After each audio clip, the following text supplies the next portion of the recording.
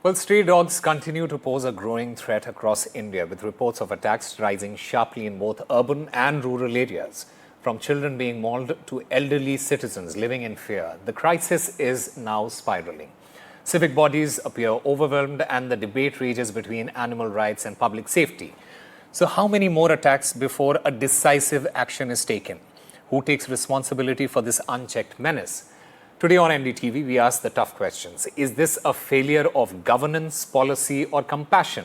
And what is the real solution to the dog dilemma that India can no longer ignore? In fact, in yet another case of stray dogs attacking a woman has been reported from Sangli in Maharashtra. The stray dogs entered the woman's house, bit her, and left her in a pool of blood. The woman, named Savita Kolekar, she was bitten by 4 to 5 stray dogs as the door of her home was open. The dogs bit her on her hands, legs, and other parts of her body while she was sleeping. The woman was seriously injured in this attack and then admitted to the government hospital for treatment. This incident has sparked anger amongst the citizens. The problem of stray dogs in that area, in the Sanjay Nagar area, it is not new. Many children and women, they have been attacked before, and despite repeated warnings to the municipal corporation, no concrete action has been taken. Meanwhile, in Karnataka, a 3-year-old boy, Advik Budihal, he was seriously injured after a dog attacked him in Rehmat Nagar in Gadag. This incident occurred when his parents briefly went inside after receiving a gas cylinder delivery. The child then sustained injuries to his neck and chest and is currently being treated at the JIMS hospital. Remember, NDTV has been running a public safety and awareness campaign over stray dogs and the spike in dog bite as well as rabies cases. Several politicians, they have also joined us in this campaign to push for a much needed national shelter. Remember, most of the stray dogs which are vaccinated and sterilized are released in the same location, and if they go hungry, they could still become aggressive and pose a threat. Cases of dog bite attacks have gone up, and the Supreme Court has also noted that infants and elderly people, they are the most vulnerable to these attacks. The issue of street dogs biting several citizens in Karnataka has become a growing concern. Now, in the recent past itself, we've seen in different parts of the state, street dogs biting people. In Bengaluru, very recently, an elderly man, of course, was killed as well while street dogs bit him. Now, in Gadag, we've learned that a 3-year-old, while, of course, the parents of the 3-year-old were just with the child at the doorstep, while they just walked into the house, the kid was bitten by street dogs, serious injuries to the neck, face, and even the arms of the young child. Unfortunately, of course, surviving this attack, but it is a growing menace. We've seen several assurances that have come in from various, government officials. The top court has taken cognizance of this growing issue, but somewhere the solution at this point in time doesn't seem to be at sight because of various reasons. We'll really have to see how the governments, both at the state level and at the center, really deal with this issue. All right, I'm currently joined by Aditya Pratap. He's an advocate. We'll try and get a sense of what he thinks about what is happening in the country, especially in this particular context. Aditya Pratap, what do you think we as a society, we as governments, stakeholders, what are we not doing to prevent such incidents? Well, first and foremost, I would like to say that, as a lawyer, let me give my legal perspective. Yes, the show has started, sir. I'm yes, already please on go screen. ahead. Yes, please go ahead.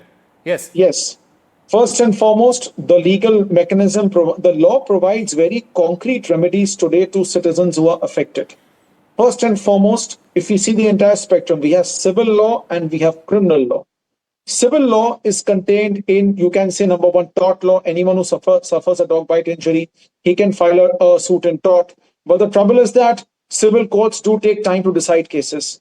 Second, we have the respective municipal laws, like the laws which govern the municipal corporations. They confer powers on municipal corporations to act against dangerous animals, to remove stray animals, to put them in shelters. Then we have the Animal Welfare Board of India and the Animal Birth Control Rules, which makes it incumbent upon statutory authorities like Animal Welfare Board of India to actually, manage these animals. And And the same way you have criminal laws. Criminal laws, you have two remedies. Number one, any person who's using, creating a stray dog threat, etc., like you can file a complaint against him for causing nuisance by way of dangerous animal. Second, you can even invoke chapter proceedings by approaching the police authorities or the concerned magistrate court, saying that there is an imminent danger to the public by means of these stray dogs, and therefore they should be removed immediately. So court can take expedited action. Now, when the law lays down a spectrum of remedies, question is implementation.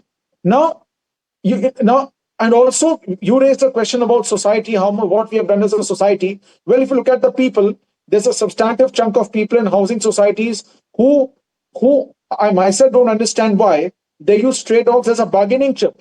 They will actually encourage stray dogs behavior by feeding them in irresponsible places, by putting dogs in cars and getting them inside the trunks of the cars inside housing societies. I've seen such matters. Apart from that, moment the public authorities come to take action against these stray dogs, in fact, so many times I've heard, public servants say, sir, we try to do something. Immediately these dog lovers come, we run away. Because unfortunately, when a public servant comes in uniform or otherwise, it is very easy for a dog lover to file a departmental complaint against him, to make some allegation or the other. So the trouble is that there is a segment of society which is implicitly encouraging such behavior, and such errant behavior. And one more thing, even let me tell you, even the Animal Welfare Board of India is not above suspicion. Animal Welfare Board of India, when such stray dog disputes occurs, today see, you are playing visuals of an attack. These attacks are happening because either the public authorities have failed to perform their duties or invoke the powers provided under the law, or there is a segment of society which is obstructing them from performing their duties. Okay, we'll try and get a sense of this from Sadhana Hegde. She's an animal rights activist, founder of the Sahavarthan Animal Welfare Trust based out of Bengaluru. There is a big question about how the community feels with such incidents. What should be the response when a community, a large section of the community feels unsafe due to a large stray dog population?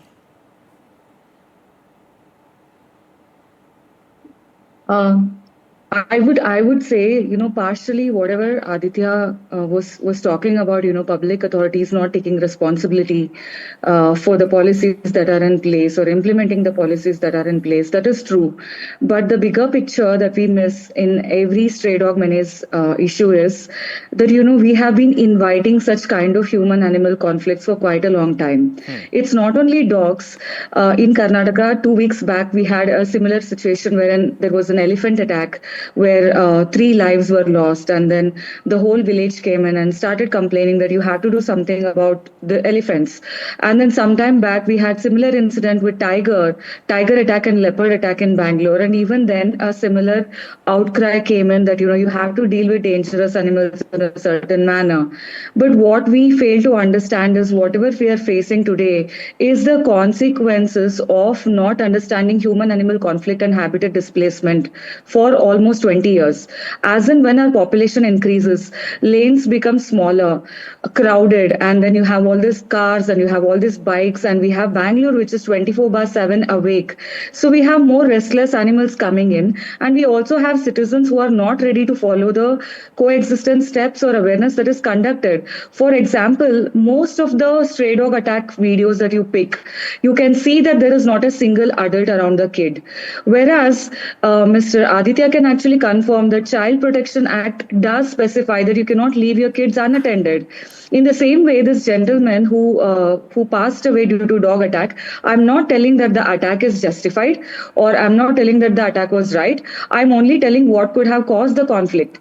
Why is an old man going in the middle of the night at 3 o'clock all alone with a stick and walking without any attention from the family? The family is telling that they were not even aware that he left the house. Now, there are always situations that whichever area you go, be it village or be it urban, there are always some vulnerable places where they know that there are pack of dogs or where they know that there are certain animals that will come at a certain point of time. Yeah. It is important for citizens also to take appropriate care in those situations, apart from just blaming animals and calling them dangerous. Because end of day, humans can only talk on their perspective and their view of what they consider as danger. But we are forgetting the fact that we are living in nature where all creations, including humans, are on par. Nature is not telling that, you have to get rid of XYZ animal because Yeah. it created by mistake.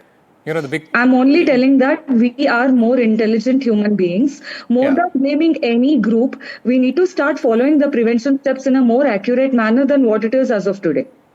The big question that we also should be asking of ourselves is, can we have both compassion for animals and the safety of the people? What compromises are realistic? And more importantly, Yes. what does a successful, a humane and a safe stray dog policy look like? Thank you to the both of you for being a part of this discussion.